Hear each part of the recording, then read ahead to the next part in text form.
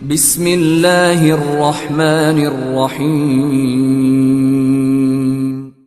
In the name of Allah, the Beneficent, the Merciful.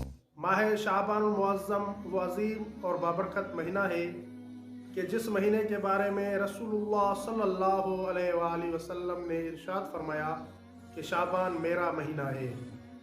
شعبان المعظم کے مہینے کے ہر دن کے مخصوص اعمال ہیں کہ جن اعمال کو انجام دے کر انسان قرب خدا حاصل کر سکتا ہے۔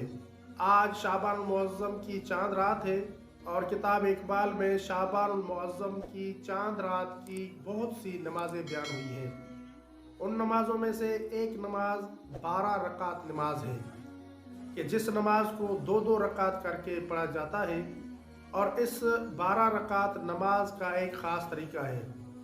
اس نماز کی ہر رکعت میں سورہ حمد کے بعد 11 مرتبہ سورہ اخلاص پڑھنے کا حکم دیا گیا ہے۔ شعبان المعظم کی چاند رات کو تمام مومنین اس نماز کو ضرور پڑھیں۔